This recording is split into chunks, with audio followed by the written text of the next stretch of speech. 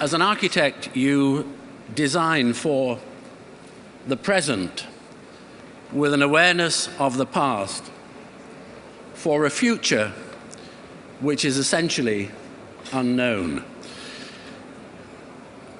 The green agenda is probably the most important agenda and issue of the day. And I'd like to share some experience. Over the last 40 years, we celebrate our 40th anniversary this year. And to explore and to touch on some observations about the nature of sustainability, how far you can anticipate what follows from it, what are the threats, what are the possibilities, the challenges, the opportunities.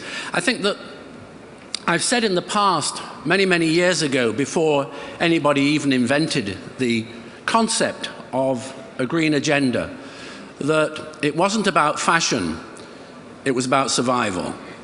But what I never said, and what I'm really going to make the point, is that really green is cool. I mean, all the projects which have in some way been inspired by that agenda are about a celebratory lifestyle, in a way celebrating the places and the spaces which determine the quality of life. I rarely actually quote anything, so I'm going to try and find a piece of paper, if I can, which somebody at the end of last year ventured the thought about what for that individual, as a kind of important observer, analyst, writer, a guy called Thomas Friedman, who wrote in the Herald Tribune about 2006, he said, "I think the most important thing to happen in 2006 was that living and thinking green hit Main Street. We reached a tipping point this year where living, acting, designing, investing, and manufacturing green came to be understood by a critical mass of citizens, entrepreneurs, and officials as the most patriotic, capitalistic, geopolitical, and competitive thing they could do. Hence my motto, green is the new red, white, and blue." And I asked myself, in a way, looking back, when did that kind of awareness of the planet and its fragility first appear?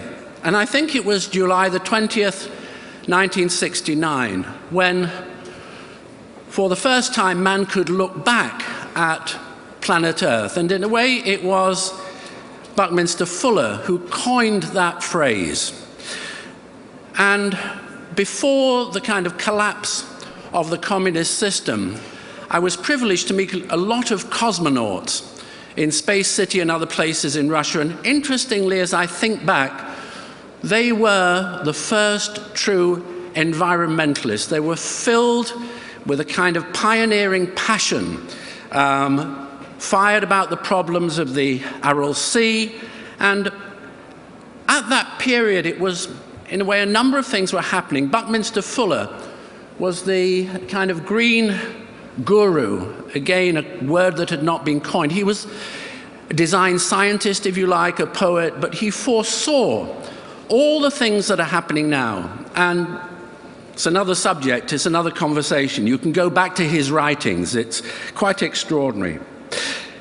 It was at that time, with an awareness fired by Bucky's prophecies, his concerns, as a citizen, as a kind of citizen of the planet, that influenced my thinking and what we were doing at that time. And it's a number of projects. I select this one because it was 1973 and it was a master plan for one of the Canary Islands. And this probably coincided with the time when you had the Planet Earth's source book and you had the hippie movement.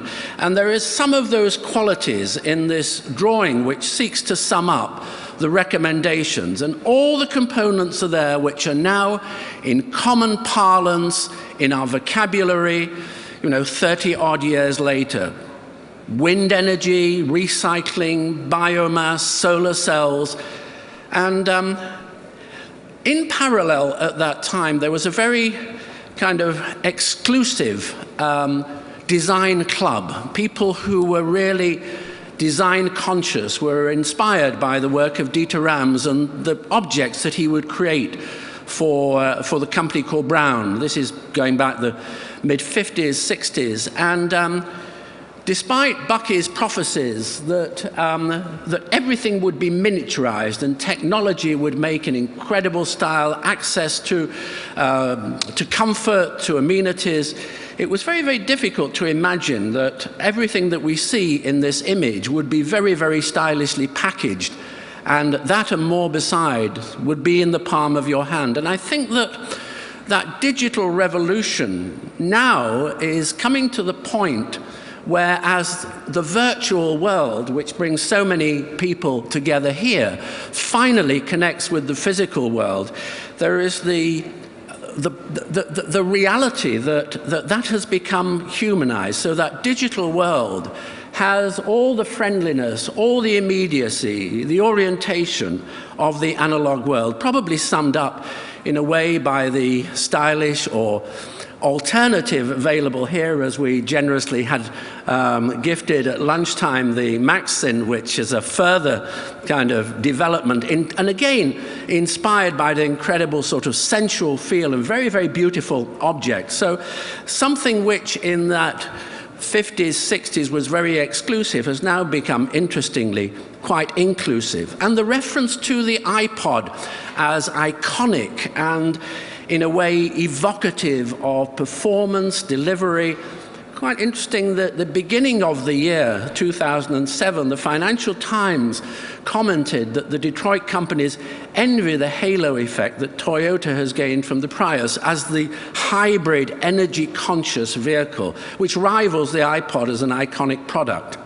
And I think it's very tempting to in a way seduce ourselves and as architects or anybody involved with the design process that the answer to our problems lies with buildings. Buildings are important, but they're only a component of a much bigger picture. In other words, as I might seek to demonstrate, if you could achieve the impossible, the equivalent of perpetual motion, you could design a carbon-free house, for example.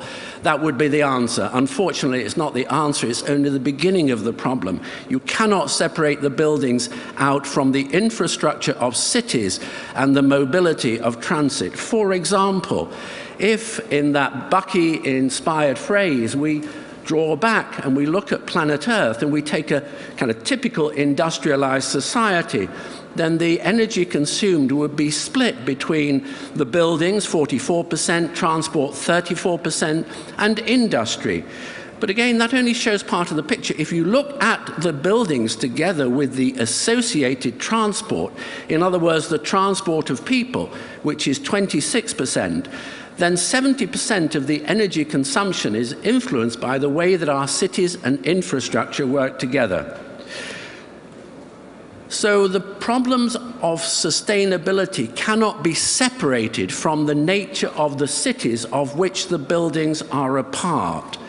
For example, if you take and you make a comparison between a recent kind of city, what I'll call simplistically a North American city, and Detroit is not a bad example. It is very car dependent. The city goes out in annular rings, consuming more and more green space and more roads and more energy in the transport of people between the city center, which again, the city center, as it becomes deprived of the living and just becomes commercial, again becomes dead. If you compare Detroit with a city of a Northern European example, and Munich is not a bad example of that, with the greater dependence on walking and cycling, then a city which is really only twice as dense is only using 1/10 of the energy. In other words, you take these comparable examples and the energy leap is enormous. So basically, if you wanted to generalize, you can demonstrate that as the density increases along the bottom there, that the energy consumed reduces dramatically. Of course, you can't separate this out from issues like social diversity, mass transit, the ability to be able to walk a convenient distance, the quality of civic spaces. But again, you can see Detroit in yellow at the top. Extraordinary consumption down below Copenhagen. And Copenhagen, although it's a dense city, is not dense compared with the really dense cities. And in the year 2000, a rather interesting thing happened. You had for the first time megacities, 5 million or more, which were occurring in the developing world. And now, out of typically 46 cities, 33 of those megacities are in the developing world. So you have to ask yourself the environmental impact of, for example, China or India. If you take China and you just take Beijing, you can see on that traffic system and the pollution associated with the consumption of energy as the cars expand at the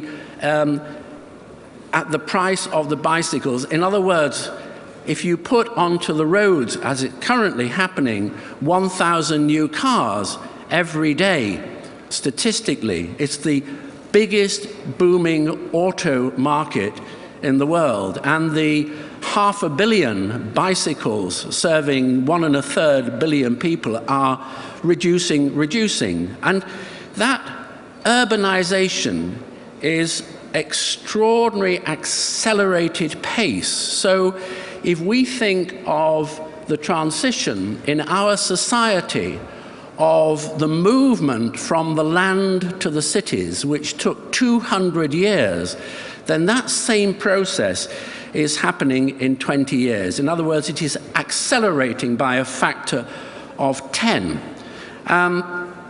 And quite interestingly, over something like a 60-year period, we're seeing the doubling in life expectancy over that period where the urbanization has trebled. If I pull back from that global picture and I look at the implication over a similar period of time in terms of the technology, which as a tool is a tool for designers, and I cite our own experience as a company, and I just illustrate that by a small selection of projects, then how do you measure that change of technology? How does it affect the design of buildings? And particularly, how can it lead to the creation of buildings which consume less energy, create less pollution, and are more socially responsible? That story in terms of buildings started in the late 60s, early 70s. The one example I take is a corporate headquarters for a company called Willis Faber in a small market town in the northeast of England, commuting distance with London. And here, the first thing you can see is that this building, the roof, is a very warm kind of overcoat, blanket, a kind of insulating garden, which is also about the celebration of public space. In other words, for this community, they have this garden in the sky. So the humanistic ideal is very, very strong in all this work, and encapsulated perhaps by one of my early sketches here, where you can see greenery, you can see sunlight, you have a connection with nature, and nature is part of the generator, the driver for this building. And symbolically, the colors of the interior are green and yellow. It has facilities like swimming pools, it has flexi time, it has a social heart, a space, you have contact with nature.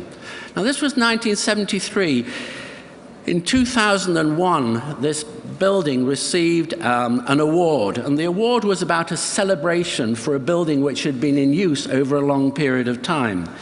And And the people who'd created it came back, the project managers, the company chairman then, and they were saying, you know, the architects, Norman was always going on about designing for the future, and, you know, it didn't seem to cost us anymore, so we humored him, we kept him happy. The image at the top, what it doesn't really, if you look at it in detail, really what it is saying is you can wire this building. This building was wired for change. So in 1975, the image there is of typewriters. And when the photograph was taken, it's word processors. And what they were saying on this occasion was that our competitors had to build new buildings for the new technology.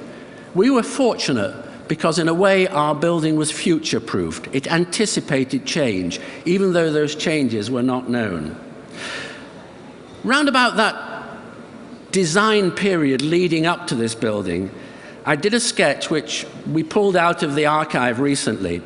And I was saying, and I wrote, but we don't have the time and we really don't have the immediate expertise at a technical level. In other words, we didn't have the technology to do what would be really interesting on that building, and that would be to create a kind of three-dimensional bubble, a really interesting overcoat that would naturally ventilate, would breathe, and would seriously reduce the energy loads, notwithstanding the fact that the building is, as a green building, is very much a pioneering building. And if I fast forward in time, what is interesting is that the technology is now available and celebratory. The Library of the Free University, which opened last year, is an example of that. And again, the transition from one of the many thousands of sketches and computer images to the reality, and a combination of devices here, the kind of heavy mass concrete of these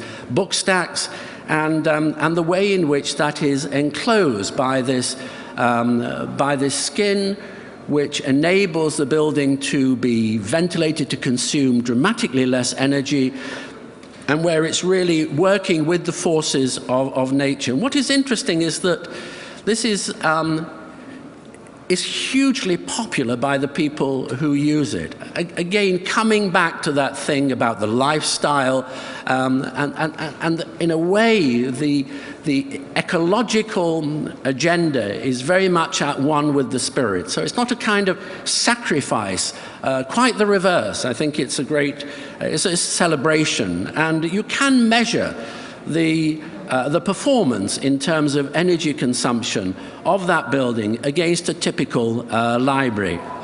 If I show another aspect of that technology, then in a completely different context, this apartment building in the Alps in Switzerland, prefabricated from the most traditional of materials, but that material, because of the technology, the computing ability, the ability to prefabricate, make high-performance components out of timber, very much at the cutting edge. And just to give a sort of glimpse of that technology, the ability to plot points in the sky, and to transmit, to transfer that information now directly into the factory. So if you cross the border, just across the border, a small factory in Germany, and here you can see the guy with his computer screen, and those points in space are communicated, and on the left are the cutting machines, which then in the factory enable those individual pieces to be fabricated, and plus or minus very, very few millimeters to be slotted together on site. And then, interestingly, that building to then be clad in the oldest technology, which is the kind of hand-cut shingles, 250,000 of them applied by hand as the final finish. And again, the way in which that works as a building for those of us who can enjoy the spaces to live and visit there. If I made the leap into these new technologies, then how did we what happened before that? I mean, you know, what was life like before the mobile phone? The things that you take for granted.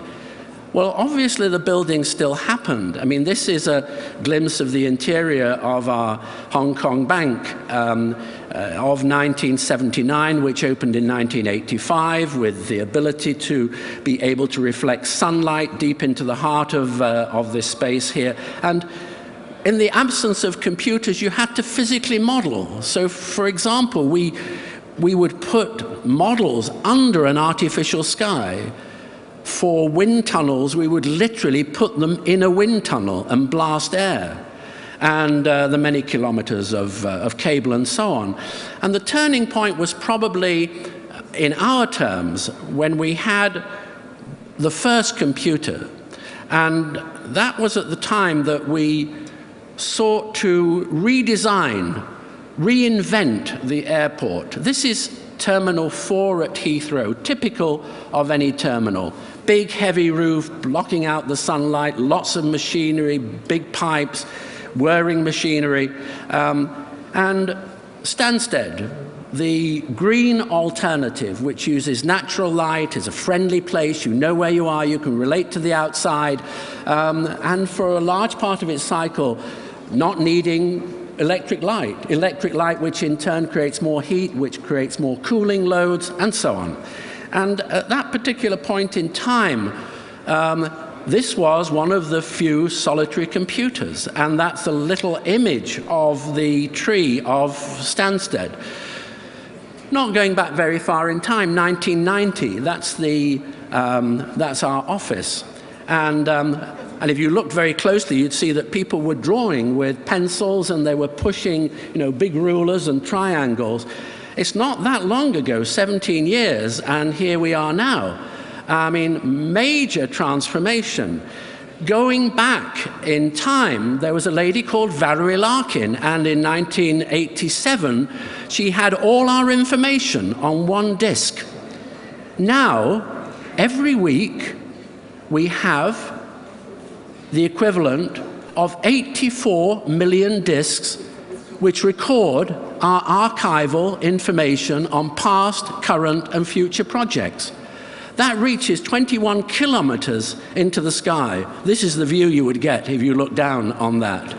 But meanwhile, as, you know, wonderful protagonists like Al Gore are noting the inexorable rise in temperature, set in the context of that, interestingly, those buildings which are celebratory and very, very relevant to this place, our Reichstag project, which has a very familiar agenda, I'm sure, as a public place where we sought to, in a way, through a process of advocacy, reinterpret the relationship between society and politicians, public space, and maybe its hidden agenda, an energy manifesto, something that would be free, completely free of fuel as we know it. So it would be totally renewable. And again, the humanistic sketch, the translation into the public space, but this very, very much a part of the ecology. But here, not having to model it for real. Obviously, the wind tunnel had a place, but the ability now with the computer to explore, to plan, to see how that would work in terms of the forces of nature, natural ventilation, to be able to model the chamber below, and to look at biomass, a combination of biomass, aquifers, burning vegetable oil, a process that quite interestingly was developed in Eastern Germany at the time of its dependence on the Soviet bloc, so really retranslating that technology and developing something which was so clean it was virtually pollution-free. You can measure it again. You can compare how that building, in terms of its emission in tons of carbon dioxide per year, at the time that we took that project over, 7,000 tons, what it would have been with natural gas, and finally with the vegetable oil, 450 tons. I mean, a 94% reduction, virtually clean. We can see the same processes at work in terms of the Commerzbank, its dependence on natural ventilation, the way that you can model those gardens, the way they spiral around. But again, very much about the lifestyle, the quality, something that would be more enjoyable as a place to work. And again, we can measure the reduction in terms of energy consumption. There is an evolution here between the projects, and Swiss Re again develops that a little bit further, the project in the city in London. And this sequence shows the build-up of that model, but what it shows first, which I think is quite interesting, is that here you see the circle, you see the public space around it. What are the other ways of putting the same amount of space on the site? If, for example, you seek to do a building which goes right to the edge of the pavement, it's the same amount of space. And finally, you profile this, you cut grooves into it. The grooves become the kind of green lungs which give views, which give light, ventilation, make the building fresher, and you enclose that with something that also is central to its appearance, which is a mesh of triangulated structures, again, in a long connection evocative of some of those works of Buckminster Fuller, and the way in which triangulation can increase performance and also give that building its sense of identity. And here, if we look at a detail of the way that the building opens up and breathes into those atria, the way in which now with a computer we can model the forces. We can see the high pressure, the low pressure, the way in which the building behaves rather like an aircraft wing. So it also has the ability all the time, regardless of the direction of the wind, to be able to make the building fresh and efficient. And unlike conventional buildings, the top of the building is celebratory. It's a viewing place for people, not machinery. And the base of the building is again about public space. Comparing it with a typical building, what happens if we seek to use such design strategies in terms of really large-scale thinking? And I'm just going to give two images out of a kind of company research project. It's been well known that the Dead Sea is dying. The level is dropping rather like the Aral Sea. And the Dead Sea is obviously much lower than the oceans and seas around it. So there has been a project which rescues the Dead Sea by creating a pipeline, a pipe, sometimes above the surface, sometimes buried, that will redress that and will feed from the Gulf of Aqaba into the Dead Sea. And our translation of that, using a lot of the thinking built up over the 40 years, is to say, what if that, instead of being just a pipe, what if it is a lifeline? What if it is the equivalent, depending on where you are, of the Grand Canal, in terms of tourists, habitation, desalination, agriculture? In other words, water is the lifeblood. And if you just go back to the previous image and you look at this area of volatility and hostility, that a unifying design idea as a humanitarian gesture could have the effect of bringing all those warring factions together in a united cause in terms of something that would be genuinely green and productive in the widest sense. Infrastructure at that large scale is also inseparable from communication. And whether that communication is the virtual world or it's the physical world, then it's absolutely central to society. And how do we make more legible in this growing world, especially in some of the places that I'm talking about, China, for example, which in the next 10 years will create 400 new airports. You know, what form do they take? How do you make them more friendly at that scale? Hong Kong, I refer to as a kind of analog experience in a digital age, because you always have a point of reference. So what happens when we take that and you expand that further into the Chinese society? And what is interesting is that that produces, in a way, perhaps the ultimate mega building. It is physically the largest project on the planet at the moment. 50,000 people working 24 hours, 7 days. Larger by 17% than every terminal put together at Heathrow, built, plus the new unbuilt Terminal 5. And the challenge here is a building that will be green, that is compact despite its size, and is about the human experience of travel, is about friendly, is coming back to that starting point, is very, very much about the lifestyle. And perhaps these, in the end, as celebratory spaces, as Hubert was talking over lunch, as we sort of engaged in conversation, talked about this, talked about cities, Hubert was saying, absolutely correct, these are the new cathedrals. And in a way, one aspect of this conversation was triggered on New Year's Eve, when I was talking about the Olympic agenda in China in terms of its green ambitions and aspirations. And I was voicing the thought that it just crossed my mind that New Year's Eve, a sort of symbolic turning point as we move from 2006 to 2007, that maybe, you know, the future was, you know, the most powerful, innovative sort of nation, the way in which somebody like Kennedy inspirationally could say, we put a man on the moon. You know, who is going to say that we cracked this thing of the dependence on fossil fuels, with all the being held to ransom by rogue regimes and so on. And that's a concerted platform. It's more than one device. You know, it was renewable. And I voiced the thought that maybe at the turn of the year, I thought the inspiration was more likely to come from those other larger countries out there, the Chinas, the Indians, the Asian Pacific tigers. Thank you very much.